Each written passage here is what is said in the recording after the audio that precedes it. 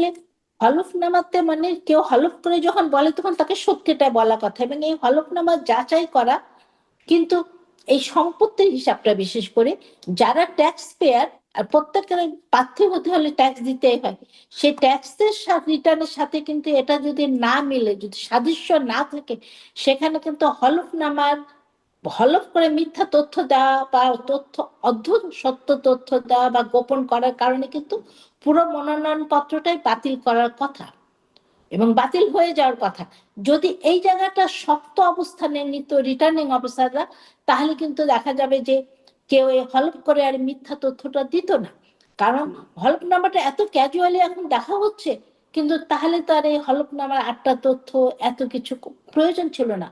হলফনামার তথ্য দেখে ভোটাররা কিনা তার ক্যান্ডিডেটকে জাজ করা কথা যে আমি আসলে কি ধরনের ক্যান্ডিডেটকে ভোট দিব, তার তথ্য এরকম, তার শিক্ষাগত যোগ্যতা এই, তার সম্পত্তির তার বিদেশে তার সম্পত্তি আছে কিনা, এই সব কিছু মিলাই হলফনামাটা আসলে খুব শক্তভাবে যাচাই করা প্রয়োজন। যদি না হয় তাহলে আমরা বারবারই দেখবো যে জাস্ট দেওয়ার জন্য দেওয়া, এরকমই অবস্থা। জি, জনাব এম এ আজিজ, এই হলফনামার প্রসঙ্গে একটু জানি যে না, এই যে আমি একটু প্রশ্নটা একটু এভাবে করি, একটু এটা আপনি নিশ্চয়ই বিস্তারিতই বলবেন, কিন্তু প্রশ্নটা আমি এভাবে করতে চাই যে এই যে চাক্ষুষ দেখা যাচ্ছে, কিন্তু আহ, আহ,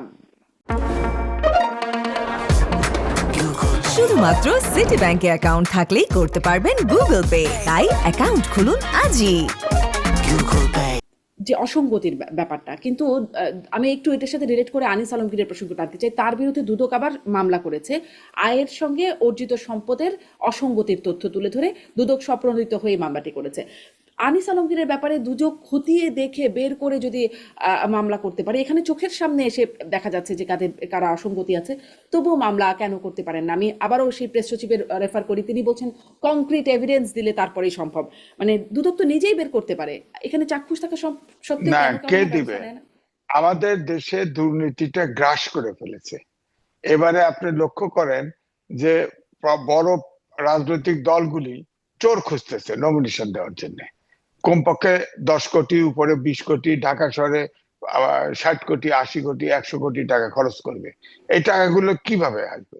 সুতরাং আমি তো মনে করি নির্বাচনের আগে যে ব্যবস্থাটা করা উচিত, যে সবাই প্রার্থী আগে নির্বাচন কমিশনে জমা দিবে, 3 মাস আগে, 2 মাস আগে জমা দিবে। জমা দেওয়ার পরে তাদেরকে বিভিন্ন গোয়েন্দা সংস্থা দিয়ে তদন্ত করে দেখা হবে যে স্কিন টু বন্ড তিনি অনেস্ট আছে কিনা। অনেস্টি ছাড়া এই দেশ আর ঠিক করা যাবে না।